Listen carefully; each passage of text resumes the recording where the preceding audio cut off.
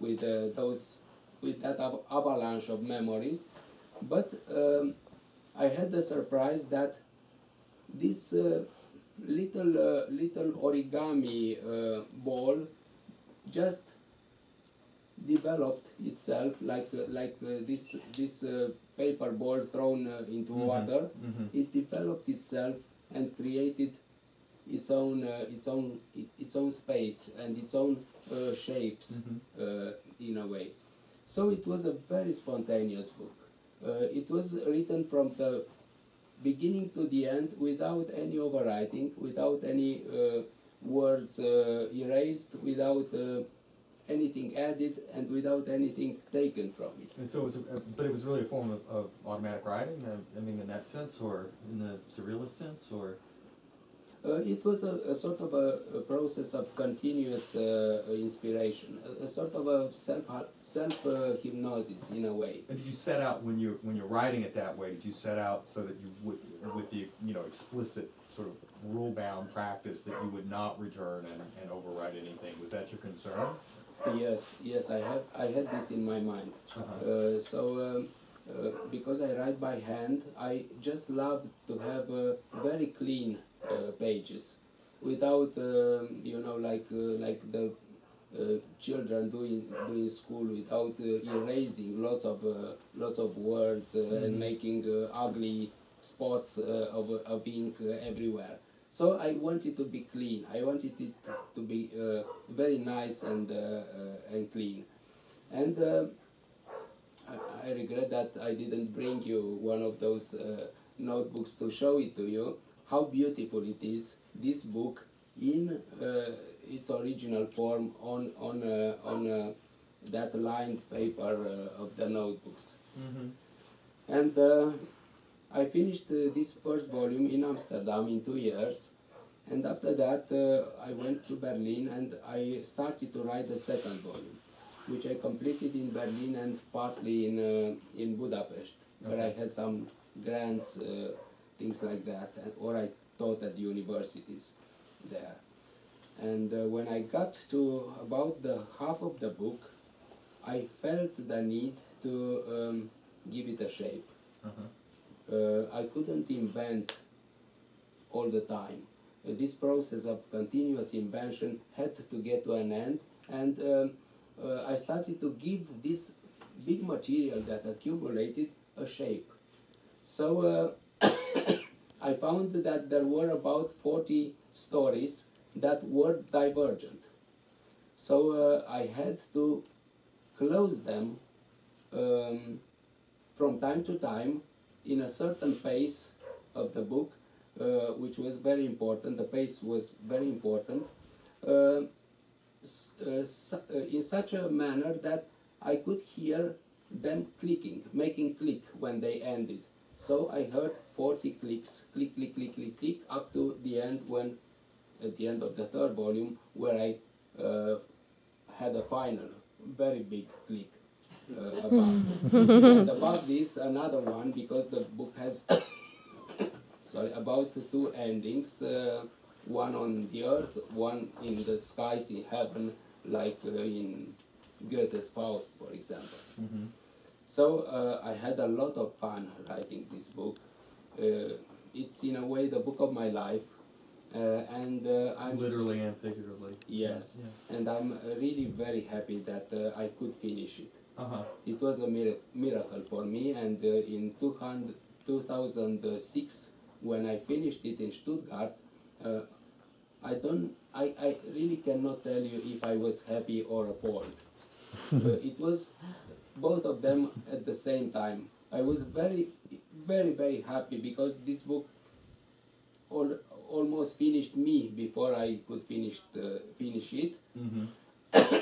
And I was appalled because I was in the situation of a sculptor, let's say, who has only one block of marble. Yeah. So I did my statue, and after that I thought, where am I going to find another block of marble? So I couldn't find it for about 4 years.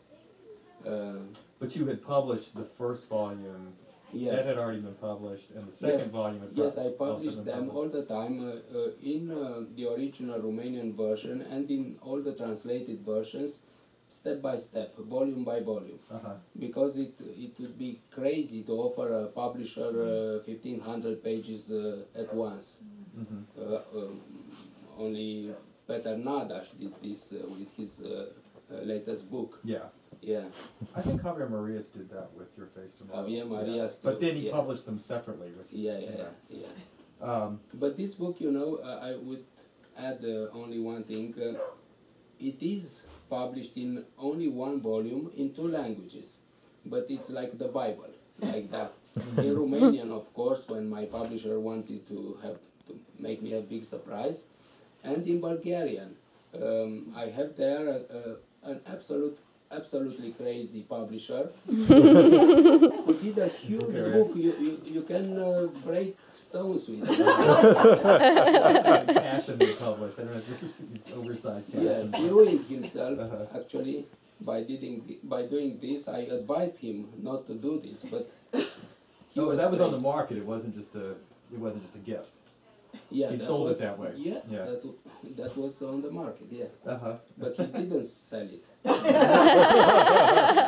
It was theoretically to say. Yeah. So that's interesting. I mean, with a book that is so much wrapped up around Bucharest is one of the great things that this novel. I mean, this is the great Stadtroman of Budapest. That you were. It seems like. I don't know, prompted to write, it's maybe not the right word, but you wrote a lot of it when you weren't in Budapest, when you were in Amsterdam and Stuttgart, Yeah. etc. That's a really interesting thing. Do you think that, did travel prompt you, or was that more that you had the time and the space to actually like explore these, Yeah, avenues of memory? the things are very, very easily to explain in Romania. I cannot find the time and the peace of mind to write something really important, let's say. Because in Romania I have to make a living all the time to write journalism and to teach at the university and do a lot of other things for a living. I know you're teaching, but what kind of journalism do you do? If you don't, do you do a column? This is political another column? phase of mine, I would say. I had for 10 years a weekly column in one of the most important newspapers in Romania, and it was completely political. So it was a political column where I wrote about the political situation of my country, and which gave me many opportunities to know in the very depth the life of my compatriots, the life of the profound Romania, and the political life of Romania. But at the same time, it brought me lots of enemies, and at a certain moment, I felt it was too dangerous to continue. Oh, really? So 2 years ago, I gave up writing political journalism because Romania is not a genuine country from this point of view. It's a pretty dangerous one. Yeah, I want to come back to that in a minute. I want to ask you a few questions about being a writer in Romania today. But to continue, I mean, that carved out the space for you to... Yes, and it was very important. Talking about the cities, and mostly about Bucharest, which is actually not only a character in this book, not only the background, but it's also an alter ego. It's Bucharest is myself actually in this book. There were many writers who wanted to appropriate themselves a city, their own city, the city where they were born. For example, Dostoevsky had St. Petersburg, Lawrence Durrell had Alexandria, Dublin had Borges, Berlin, Dublin is the most famous example. Dublin, Alexander Dublin, Berlin Alexanderplatz, but but Dublin, of course. Joyce is Dublin, and Borges is Buenos Aires. So I thought that I could do this with Bucharest too. So I could recreate Bucharest in my own